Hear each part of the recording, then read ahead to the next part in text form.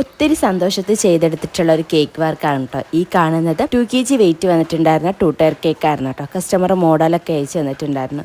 Maximum ആ ഒരു രീതിക്ക് തന്നെ ചെയ്തെടുക്കാനായിട്ട് നോക്കിയിട്ടുണ്ട്.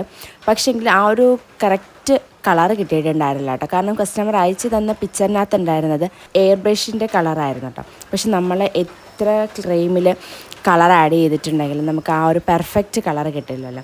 അതിൻ്റെ ഒരു പോരായ്മ ഉണ്ടായിരുന്നു.